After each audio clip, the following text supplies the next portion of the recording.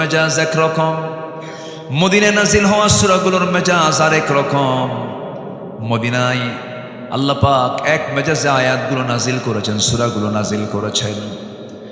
মক্কার যে সূরাগুলো আল্লাহ রাব্বুল আলামিন ম্যাক্সিমাম সূরাগুলো সংক্ষিপ্ত করে দিয়েছেন, কিন্তু সংক্ষিপ্ত হলে হবে কি, ছোট্ট একটা আয়াতের মধ্যে বিশাল ব্যাখ্যা আল্লাহ পাক জমা করে দিয়েছেন।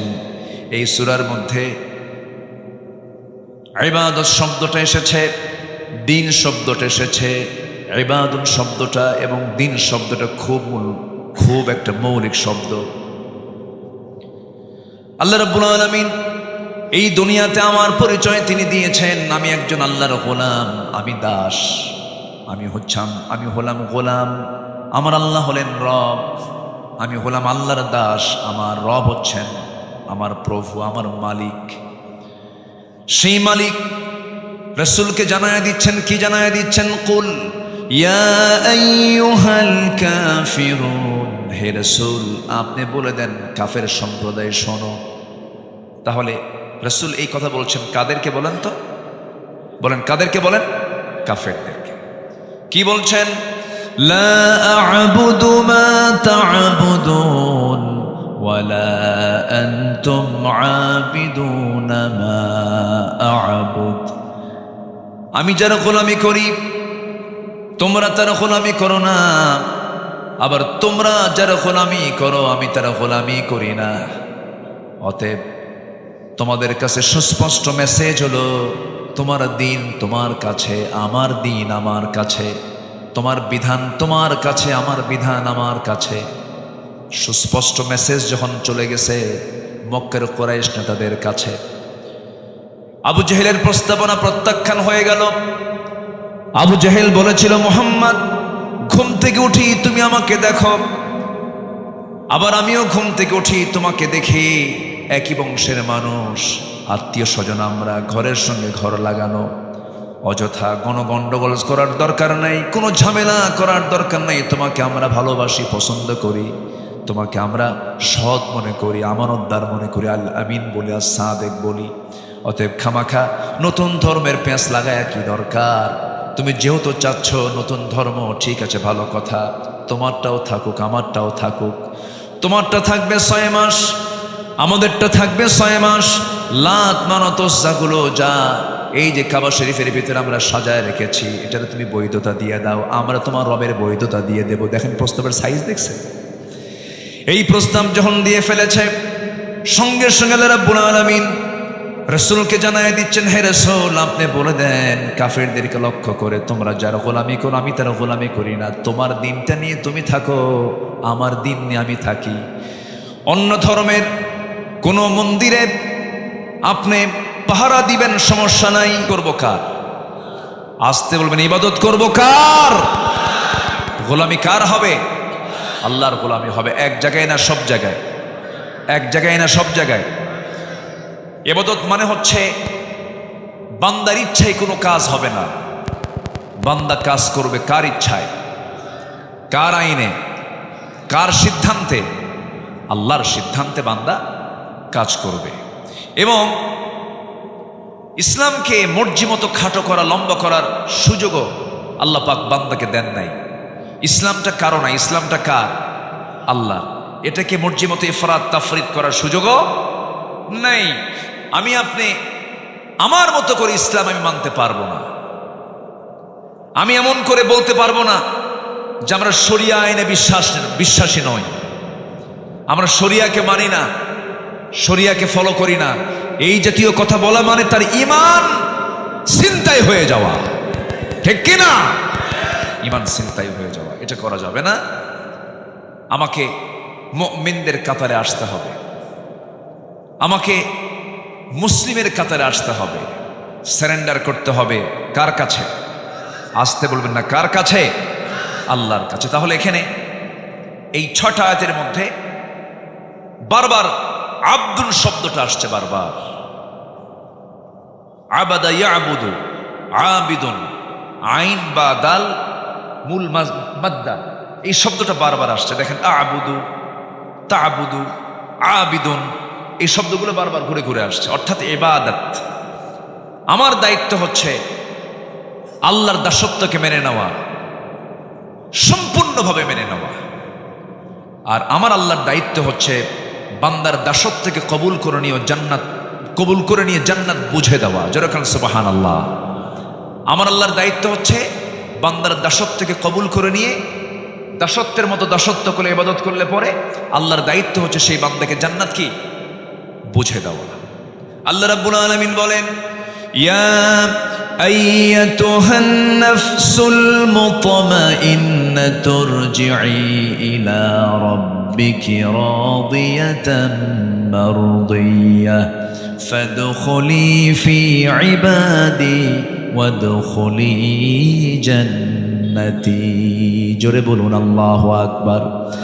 আমার গোলাম হয়ে যাও, ফাদখুলি ফি ইবাদি, আমার গোলাম হয়ে যাও, আমার জান্নাতে প্রবেশ করো। তোমাকে আজকে কেউ বাধা দেবে না। শর্ত হলো তোমার পরিপূর্ণ গোলাম হতে হবে। একমাত্র কার গোলামি করতে হবে বলেন? কার গোলামি? আল্লাহর গোলামি।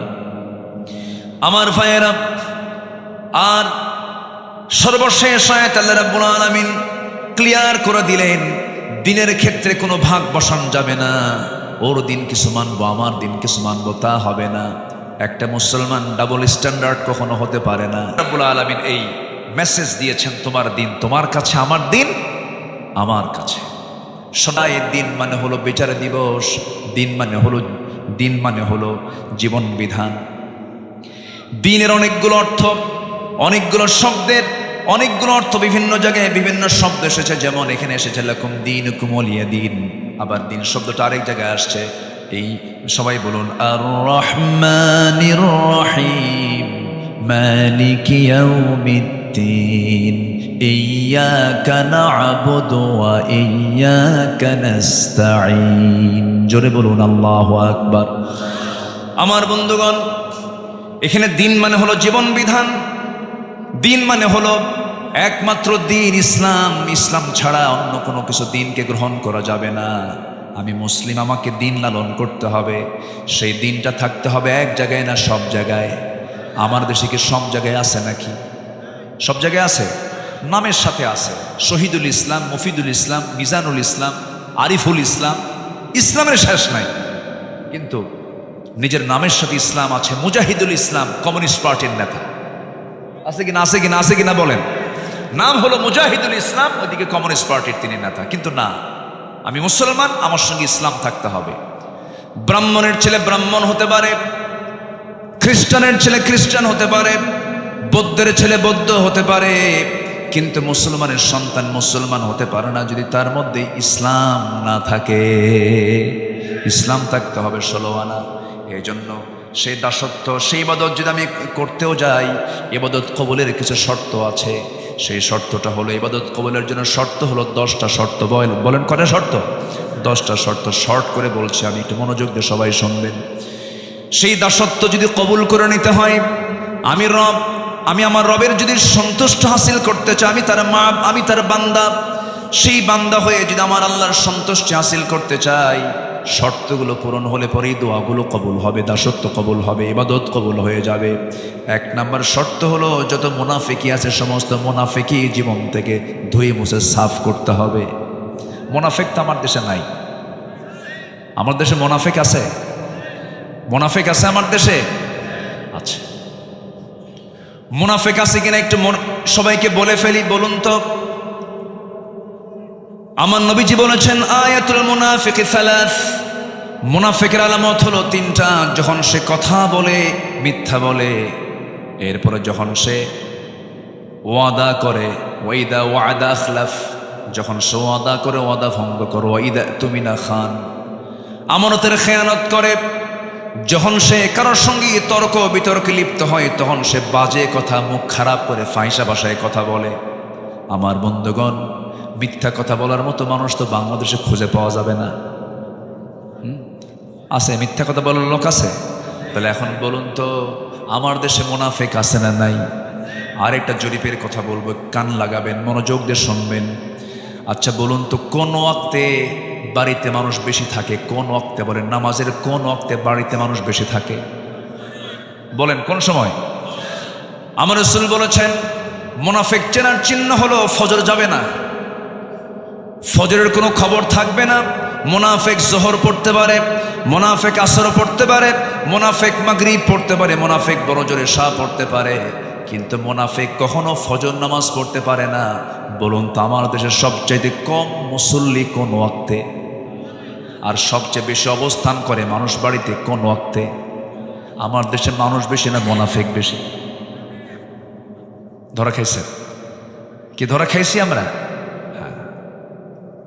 এত ওয়াজ হয়, ফজরে মুসল্লি নাই। আচ্ছা বলুন তো, ফজরের সালাতের গুরুত্ব বেশি না জুমার সালাতের গুরুত্ব বেশি? জুমার গুরুত্ব নাই। আজ থেকে জুমার গুরুত্ব আছে না নাই? আছে। দুটাই ফরজ, দুটাই ফরজ, কিন্তু ফজরের আল্লাহ রাব্বুল আলামিন বিশেষ ফজিলত দিয়েছেন। 65টা এক্সট্রা ফজিলত আছে ফজর নামাজের, 65টা। ফজরের 2 রাকাত সুন্নত নামাজ, রাকাতাই সালাতুল ফজর খায়রুম মিনাদ দুনিয়া ওয়া মা ফিহা। ফজরের 2 রাকাত সুন্নত এত দামি যে আল্লাহ তাআলা বলেছেন খায়রুম মিনাদ দুনিয়া ওয়া মা ফিহা, দুনিয়া এবং দুনিয়ার মাঝে যা আছে তার চাইতে বেশি দাম হলো ফজরের 2 রাকাত সুন্নতের দাম। তাহলে এখন বলুন, ফজরের মুসল্লি মাঝে মাঝে 3 জন খুঁজে পাওয়া যায়। কয়জন? 3 জন। কে কে? ইমাম, মুয়াজ্জিন আর খাদেম। যদি 3টার চাকরি না থাকতো 3টাও থাকতো। এই হলো ফজরের চিত্র আমাদের। অথচ আমার নবীজি বলেছেন, যে বাড়িতে প্রাপ্তবয়স্ক মুসলমান পুরুষ আছে অথচ মসজিদে আসে না, আমি নবী, আমি রাসূল, আমার মনে হয় আমি সেই বাড়িতে গিয়ে নিজেই আগুন ধরায় দেই, আগুন লাগায় দেই। আমি ওই বাড়িতে আগুন ধরায় দিতাম, লাগায় দিতাম, যদি ওই বাড়িতে নারী এবং শিশু না থাকতো। নাউযুবিল্লাহ। কত ভয়ঙ্কর হাদিস, কত শক্ত হাদিস। আমার নবীজি কত রাগ করলে পরে এই জাতীয় কথা বলেছেন। আমার বন্ধুগণ, তাহলে আপনি যদি আপনার গ্রামকে আদর্শ গ্রাম বানাতে চান, সবচেয়ে বেশি মুসল্লি মসজিদে হতে হবে কোন ওয়াক্তে বলেন? এত আস্তে কোন কেন ভাই? একটু জোরে বলেন, কোন ওয়াক্তে? কোন ওয়াক্তে? গ্রাম কি ঠিক আছে? নিজের গ্রাম কি ঠিক আছে? ঠিক নাই। মাতব্বর, মাতব্বর আছে। মাতব্বর বিড়ি খায় আর মাতব্বরি করে, বিড়ি খায় আর মাতব্বরি করে। নামাজের কথা বলে না। মাতব্বর সাহেব 40-50 বছর মাতব্বরি করলেন, কিন্তু গ্রামের মানুষকে নামাজের জন্য একটু ডাকলেন না, ফজরের জন্য একটু বলবেন না, বললেন না। আপনি নিজেই তো নামাজ পড়েন না, বলবেন কি আর? মাতব্বরি তারই মানায় যে নামাজি হয়। আসতে কন কেন? মাতব্বরি করতে করতে বিড়ির নেশা ওঠে, আবার বাইরে বের হয়, আবার সামনে সামনে বিড়িও খায়। এমন মাতব্বরও আছে না নাই? আমরা সভ্য হতে পারিনি, এখন আমরা সভ্য হব কোরআন দিয়ে। জোরে বলি ইনশাআল্লাহ। তার সবার বাড়িতে মানুষ শুয়ে থাকে, কিন্তু ফজরের সময় মসজিদ ভরে না। এটা বড় বিপদের কারণ, বড় বিপদ। কোনো বরকত থাকবে না। বুরিকালি উম্মতি ফি বুকুরিহা। আমার রাসূল বলেছেন, আমার উম্মতের বরকতময় সময়টা হলো সকালবেলা। ফজরে মুসল্লি নাই, বুকটা খান খান হয় জানেন।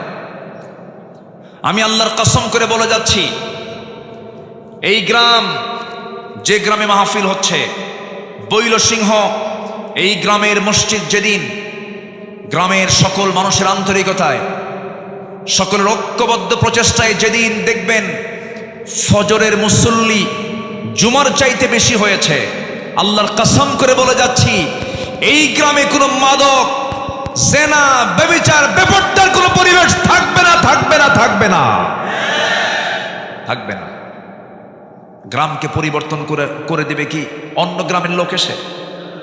আমাকে আপনাকে পরিবর্তন করতে হবে। যুবকরা কমিটি করে ফেলো, মাহফিল কমিটি যেমন করলো একতা যুব সমাজ, তোমরা আজকে নতুন করে একটা কমিটি করবে আগামীকাল থেকে, ফজর নামাজ বাস্তবায়ন কমিটি এই গ্রামের। আসতে কন কেন? আসতে কন কেন? এমন প্রস্তাব দিয়ে গেলাম। আমাদের আলোচনা হওয়া উচিত বাস্তবমুখী।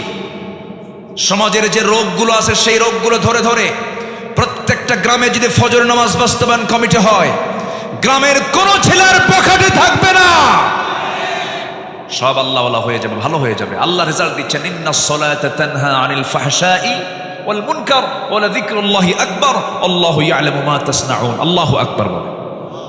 তাহলে মুনাফিকি দূর করার জন্য কোন নামাজ দরকার বলেন? আরো জোরে বলেন, কোন নামাজ দরকার? ফজরের নামাজ দরকার। আল্লাহ রাব্বুল আলামিন বলেন, وَمِنَ النَّاسِ مَن يَقُولُ آمَنَّا بِاللَّهِ وَبِالْيَوْمِ الْآخِرِ وَمَا هُمْ بِمُؤْمِنِينَ। মানুষের মধ্যে কিছু মানুষ আছে যারা বলে ঈমান এনেছি, পরকালকে বিশ্বাস করে নিয়েছি, কিন্তু তারা প্রকৃত মুমিন নয়। ওয়াইদা কামু কুসালা, নামাজে হেলে ধুলে দাঁড়ায়, তাদের ধ্বংস কামনা করেছেন মহান রব্বুল আলামিন। ওরা প্রকৃত মুসল্লি নয়, ওরা হলো মুনাফিক।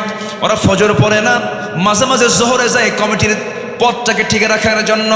ফাওয়াইলুল লিল মুসাল্লিন আল্লাযীনা হুম আন সালাতিহিম সাহুন আল্লাযীনা হুম ইউরাউনা ওয়া ইয়ামনাউনাল মাউন। জোরে বলুন আল্লাহু আকবার। ওই সমস্ত মুসল্লির ধ্বংস, ওই সমস্ত মুনাফিক মুসল্লির ধ্বংস যারা অবহেলা করে নামাজ পড়ে, লোক দেখানো নামাজ পড়ে, প্রয়োজনীয় ব্যবহৃত জিনিসগুলো দেয় না। প্রতিবেশী চলে গেছে, দাটা দাও তো দাটা দেয় না, কাশি দাও তো কাশি দেয় না। এমন প্রতিবেশী মনে হয় বাগমারায় নাই। আসতে বলবেন না, আছে না নাই বলেন। প্রতিবেশীকে যে কষ্ট দেবে আল্লাহ তাকে জান্নাত দেবেন না। আমার রাসূল বলেছেন, আমার উম্মতের যদি কষ্ট না হতো প্রতিবেশীকে আমি সম্পত্তির ওয়ারিস বানায় দিতাম। ওয়ায়ামনাউনাল মাউন। আমার বন্ধুগণ, অনেক লোক আছে দেখবেন যে প্রতিবেশীর সঙ্গে একটু গন্ডগোল হয়ে গেছে, তার ঘরটা, তার ঘরের পেছনে রাস্তা নাই, তার জায়গা দিয়ে যেতে হয়। একটু গন্ডগোল লাগলে খোঁটা গাড়ে, কি গাড়ে, কি গাড়ে, খোঁটা মারে, খোঁটা খোঁটা, হাঁটতে দেয় না। এরকম খোঁটা মারা কি বাগমারায় আছে? আছে? জমিনটা কার? আজ থেকে জমিনটা কার? আর ওই খোঁটা গেড়ে বাধা দিল কার বান্দাকে? বলেন কার বান্দাকে? তাহলে জমিনও আল্লাহর, বাধা দিল আল্লাহর বান্দাকে। তুমি কত বড় শক্তিশালী হয়েছ, করা যাবে না এগুলো। পৃথিবীর কোন মানুষের ক্ষমতা নাই বান্দাকে আটকিয়ে রাখে। বান্দা রাস্তা কখনো বন্ধ করতে পারে না। রাসূল বলেছেন, যে ব্যক্তি কারোর জন্য রাস্তা বের করে দিবে, আল্লাহ তার জন্য জান্নাতের রাস্তা বের করে দিবেন। জোরে বলেন সুবহানাল্লাহ। আমি কোরআন চর্চা করে যতটুকু বুঝেছি, আমি যতটুকু ভাঙ্গা চোরা, এলেম কালাম তো তেমন নাই। মানুষ আমার ডাকে, শুধু বসায় দেয় বড় জায়গায়, কিন্তু সেই বড় জায়গার যোগ্যতা আমি রাখি না। আমি আব্দুল্লাহ আমিন, খুবই ছোট্ট নগণ্য আদনা একজন গোলাম। কিন্তু ছোট্টবেলায় বাবার সঙ্গে যখন হাঁটে যেতাম, আগে ওই মিটারে মাপ হতো না, ডিজিটালে মাপ হতো না, আগে মাপ হতো দাড়ি পাল্লায়। তো দাড়ি পাল্লার বাটখারাগুলো, মেলাগুলো থাকতো। সবচেয়ে বেশি বড় ওজন যেটা 10 কেজি, নিচে 5 কেজি, তার উপরে 2.5 কেজি, তার উপরে 2 কেজি, তার উপরে 1 কেজি, তার উপরে 1000 গ্রাম, তার উপরে 500 গ্রাম, তার উপরে এরপরে 200 গ্রাম, 100 গ্রাম, 50 গ্রাম, 25 গ্রাম। সেই ওই 25 গ্রামটা সবার উপরে রাখে, আমি হলাম সেই মাত্র 25 গ্রাম। কিন্তু সবাই আমাকে উপরে রাখে। কিন্তু এলেম কালাম তেমন ওজন টোজন নাই, এলেম কালাম তেমন নাই। কিছু কথা বলি, কিন্তু চেষ্টা করি কোরআনের মূল নির্যাস কথা বলার জন্য। কারণ আল্লাহ তাআলা আমার এই কথার ব্যাপারে একদিন প্রশ্ন করবেন কিনা বলেন, করবেন কিনা বলেন, করবেন কিনা বলেন। আল্লাহর কসম, দিল থেকে কথা বলার চেষ্টা করি। দয়া করে ফজর নামাজকেও ছাড়বেন। ফজর নামাজ ছাড়লে সে কিসের কাতারে চলে যাচ্ছে বলেন, বলেন কিসের কাতারে চলে যাচ্ছে? তাহলে আমরা কাফিরুন হব, মুনাফিকুন হব না মুমিনুন হব বলেন? তাহলে আজকে কোন সূরা শুনতেছি? কাফিরুন কি কাফের হওয়ার জন্য শুনতেছি? কি হওয়ার জন্য? মুমিন হওয়ার জন্য। আমার বন্ধুগণ, একটু মনোযোগ দিয়ে কথাগুলো শুনুন। আমি কেন আল্লাহর গোলামি করব না? আল্লাহ আমাকে কোনো কিছু দিতে তো কৃপণতা করেন নাই। যা দরকার তাই দিয়েছেন। চোখের জায়গায় চোখ দিয়েছেন, কানের জায়গায় কান দিয়েছেন, নাকের জায়গায় নাক দিয়েছেন, হাড়ের জায়গায় হাড় দিয়েছেন, হাতের জায়গায় হাত দিয়েছেন, পায়ের জায়গায় পা দিয়েছেন। মাথার চুল থেকে শুরু করে নিয়ে আপার গোড়ালি পর্যন্ত একটু তাকায় দেখেন তো, আমার আল্লাহ আমাকে আপনাকে দিতে কি কোথাও তিনি কিছু বাদ রেখেছেন? রাখছেন? কিছু বাদ রাখছেন? তা আমি বাদ রাখি কেন? ফজর নামাজ কেন বাদ দেই? আমাকে বাদ রাখা যাবে না। এই চোখ, এই নাক এবং এই গলা এবং এই কান, পদ্মা, মেঘনা, যমুনা যত বড় তার চাইতে বড় বানায় দিয়েছেন। যেরকম সুবহানাল্লাহ। এই চোখের মধ্যে আল্লাহ পাক কত কি দিয়েছেন। প্রতি মিনিটে মানুষ গড়ে 15 থেকে 20 বার পলক ফেলে।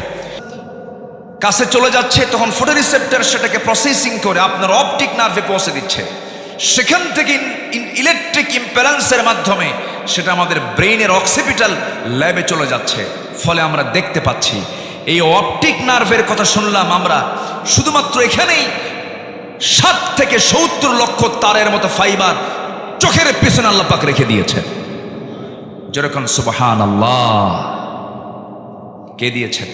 আল্লাহ বলছেন আলাম নাজআল লাহু আইনাইন ওয়া লিসানান ওয়া শাফাতাইন। আল্লাহু আকবার বলেন। কান দিয়েছেন কে?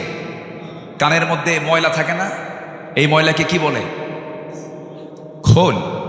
গরু খায় এই খোল, সে খোল না, এটা ময়লা। ইয়ারক্স, এই ময়লাটা কাজের ময়লা, এটা অকাজের ময়লা না। যখন কোনো বিয়ারিং যদি জাম লেগে যায়, কোনো চাকার বিয়ারিং জাম লেগে যায়, তখন মিস্ত্রিরা কি করে? গিরিজ দেয়। কি দেয় বলেন তো? গিরিজ অথবা কোনো মোবিল দিয়ে এটাকে প্রসেসিং করে জংটাকে দূর করার জন্য চেষ্টা চালায়। ঠিক তেমনি আমার কানের ভিতরে আল্লাহ পাক যে ময়লাগুলো দিয়েছেন, এটা হচ্ছে আমার কানের গিরিজ, এটাকে ঠিক রেখেছেন। এটার স্বাদ কেমন? এটা কেমন? এটা কি মিষ্টি লাগে না কি লাগে? কি খান নাই? আজকে যা চেক করবেন। কানের যে ময়লা, এটা হচ্ছে তিক্ত। আপনি ঘুমিয়ে পড়েছেন, নিস্তেজ নিথর দেহ পড়ে আছে, আল্লাহুম্মা বিসমিকা আমুতু ওয়াহইয়া, মরে গেছেন আপনি ঘুমের মধ্যে। কানের মধ্যে যদি কোনো আসুক, জি আলহামদুলিল্লাহ, কানের মধ্যে যদি কোনো কি বলে পিঁপড়া যদি ভুল করে চলে আসে, সেই সময় ওই সমস্ত কানের যে ময়লাটা তিক্ত, ওর মুখে যখন লেগে যায়, সঙ্গে সঙ্গে সে বলে যে আমি ভুল জায়গায় চলে আসছি, বের হয়ে চলে আসে। আর যদি মিষ্টি হতো, সব ময়লাগুলো, সব পিঁপড়াগুলো জমা হতো কোথায় গিয়ে? কানে গিয়ে জমা হতো। তাহলে এই কানকে সেভ করলেন কে? আসতে বলবেন না, কে সেভ করলেন? কে সেভ করলেন? আল্লাহ করলেন। আল্লাহ বলছেন ইন্নাস সামআ ওয়াল বাসারা ওয়াল ফুআদা কুল্লু উলাইকা কানা আনহু মাসউলা। শ্রবণ শক্তি, দৃষ্টি শক্তি, অন্তর শক্তি আমি দিয়েছি, সব ব্যাপারে জিজ্ঞাসা করব আমি আল্লাহ রাব্বুল আলামিন একদিন। অতএব আমার এই কানকে অবশ্যই তার নিয়মেই চালাতে হবে। যিনি আমার কান দিয়েছেন তিনি কে? আল্লাহ তাআলা। আজকের মাহফিলের একজন মেহমান এসেছেন, জনাব আব্দুল বারী সাহেব, না? আলহামদুলিল্লাহ, জি বসুন। আল্লাহ তুমি তার হায়াতে বারাকা দান করো। জোরে বলি আল্লাহুম্মা আমিন।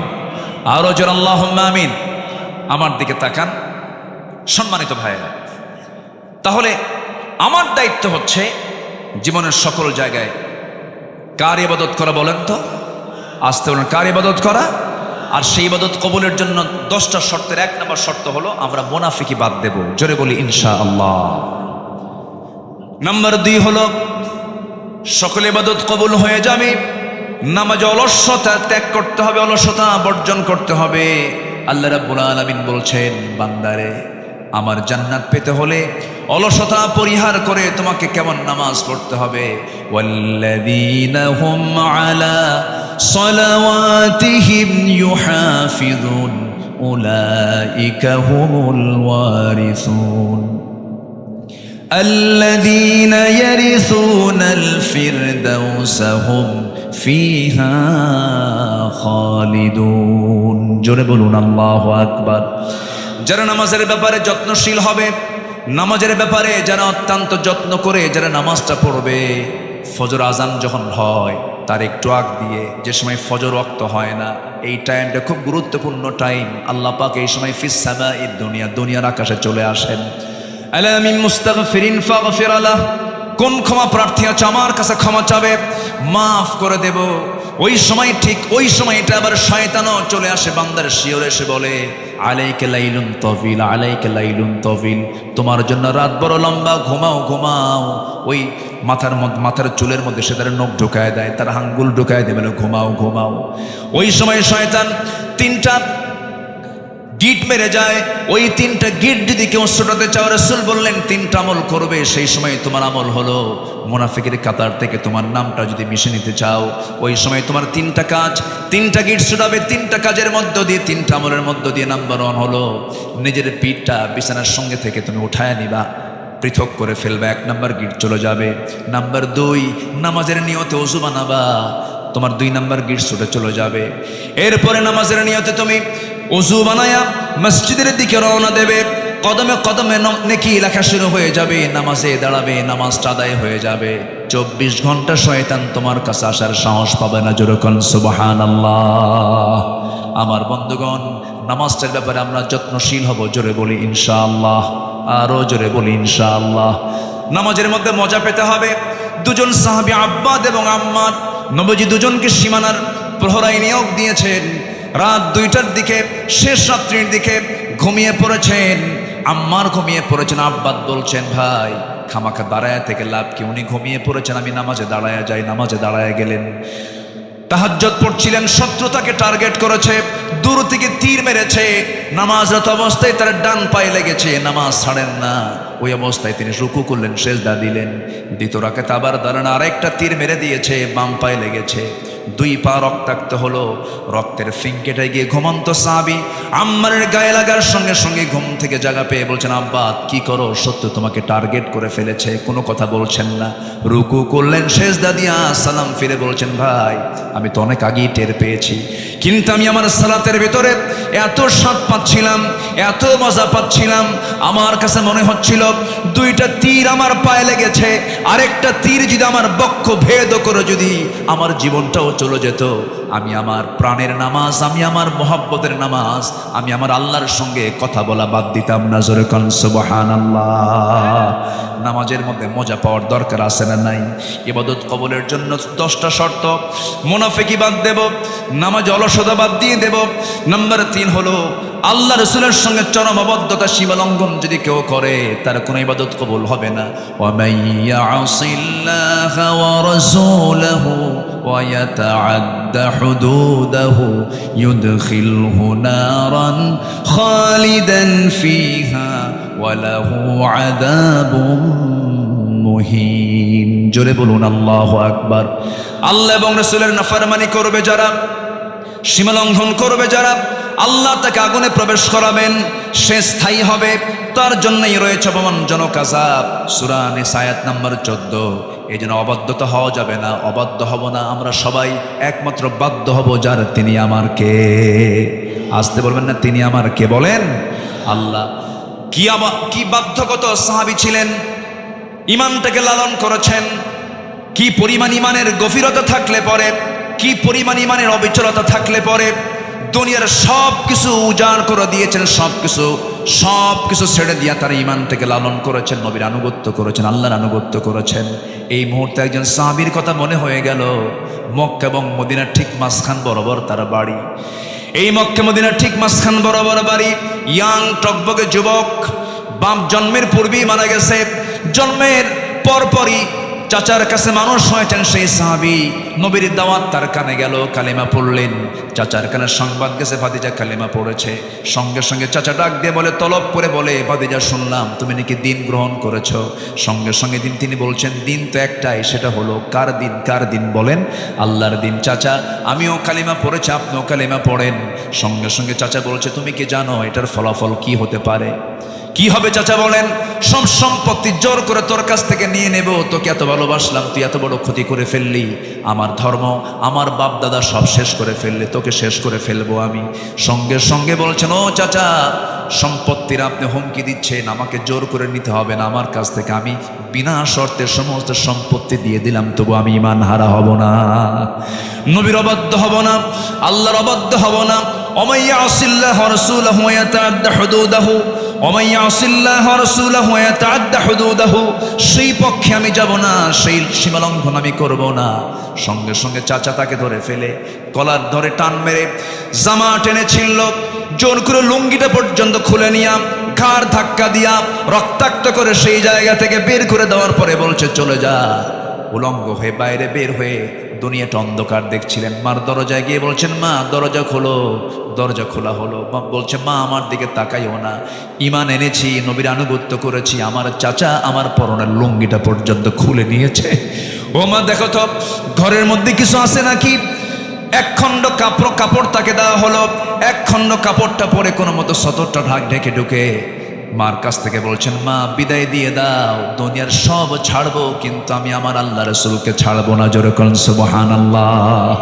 চললাম মদিনার দিকে, মদিনায় রওনা করলেন, মদিনায় চলে গেলেন। পায়ে হেঁটে হেঁটে শীতকাল থরথর করে কাঁপতেছিলেন, গোটা গায়ে শুধু এক খণ্ড কাপড় দিয়ে শুধু সতরটা ঢাকা। নবীর দরজায় গিয়ে নক করলেন, নবীজি দরজা খুলেই দেখেন গায়ে কাপড় চোপড় নাই। ভিতরে ঢুকলেন, নবীর ব্যবহৃত দুটা জুব্বা মোবারক আমার নবী নিজ হাতে দিয়ে বলছেন, যুবক জুব্বাটা নাও, তাড়াতাড়ি গায়ে দাও, ঠান্ডা লেগে যাবে তোমার। জুব্বা পরা শেষ করলেন, রাসূল বলছেন, যুবক ঘটনা কি? সব খুলে বললেন। সঙ্গে সঙ্গে জানাজার আয়োজন করো, আব্দুল্লাহর জানাজার দায়িত্ব আমি কাউরে দেব না, আমি রাসূল নিজে তার জানাজার দায়িত্ব কাঁধে নিয়ে নিলাম। জানাজা শুরু হয়ে গেছে, নবীজি জানাজা পড়ায়া দিলেন। জানাজা শেষ হওয়ার পরে আমার রাসূল বলছেন, সাহাবীরা আমার আব্দুল্লাহর কবরটা কোথায় খনন করেছো হুজুর? ওই দুই পাহাড়ের চিপায় করেছি, আমারে নিয়ে যাও।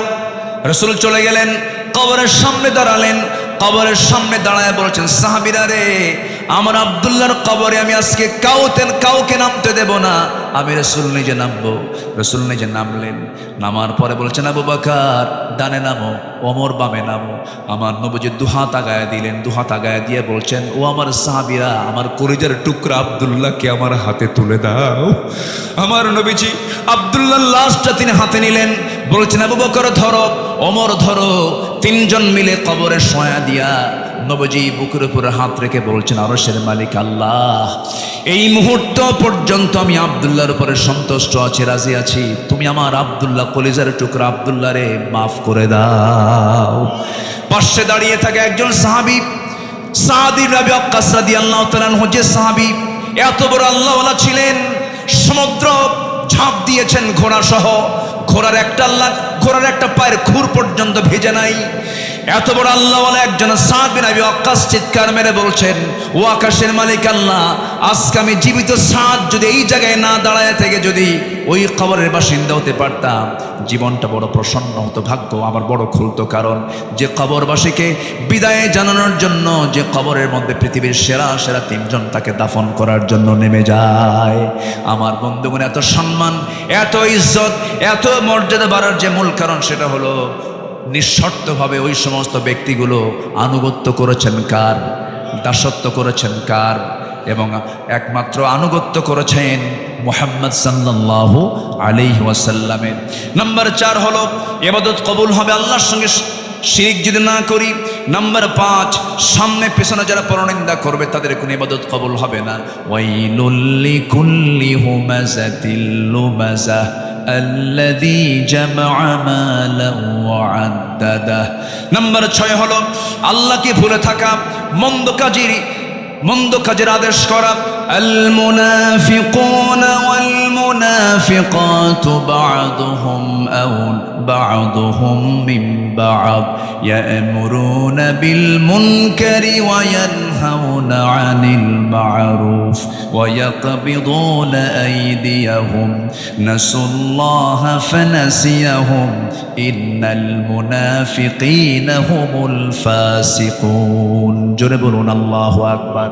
যারাই মুনাফিক তারাই ফাসিক। কে বলছেন? বলেন কারা বলেন। যারা মুনাফিক হয় তারা আবার কি হয়? তাহলে মুনাফিক যে হবে সে আরেকটা লকব পাবে, তার নাম কি? ফাসিক। সে কি হয়ে যাবে বলেন তো? ফাসিক। যে মুনাফিক সে আবার কি? ফাসিক হয়ে যাবে। নাম্বার 7 হলো শয়তানের যারা পদাঙ্ক অনুসরণ করবে, কোন দাসত্ব কোন ইবাদত তার কবুল হবে না। ইয়া আইয়ুহাল্লাযীনা আমানু লা তাত্তাবিউ খুতুওয়াতিশ শাইতান ওয়া মান ইয়াত্তাবিউ খুতুওয়াতিশ শাইতানি ফাইন্নাহু ইয়া'মুরু বিল ফাহশাই ওয়াল মুনকার। জোরে বলুন আল্লাহু আকবার। শয়তান আছে না নাই বলেন? আসতে বলবেন না, আছে না নাই? বাগমারা মনে হয় চেনে না। বাগমারা চেনে? শয়তান চেনে বাগমারা? শয়তান জান্নাতও চিনে। আমার আব্বা আদম এবং হাওয়াকে ফাওয়াসওয়াসা লাহুমা ফাযাল্লাহুমা শাইতান। জান্নাতে গিয়ে যদি আমার আব্বা আম্মাকে যদি ওয়াসওয়াসা দিতে পারে, তাহলে বাগমারার এই এলাকা মনে হয় শয়তান কোনোদিন আসে নাই। কি আছে কিনা বলেন? এবং তার এজেন্টও আছে না নাই? তার এজেন্ট তারাই যাদের ফজর নামাজ উঠতে কষ্ট হয়। সবাইকে ফজর পড়বেন, সবাইকে এই গ্রামে ফজর বাস্তবায়ন কমিটি বাস্তবায়ন করবেন ইনশাআল্লাহ। কারা কারা ফজর নামাজ পড়বেন, 5 ওয়াক্ত নামাজ পড়বেন? কারা কারা হাত উঁচু করে দেখান মুসলমান? চিৎকার মেরে বলি, ইয়া আল্লাহ, আমাদেরকে ফজর, জোহর, আসর, মাগরিব, ঈশা 5 ওয়াক্ত সালাত জামাতের সাথে আদায় করার তৌফিক তুমি আল্লাহ দিয়া দাও। জোরে বলি আমিন, আরো জোরে আমিন, আরো জোরে আমিন। নাম্বার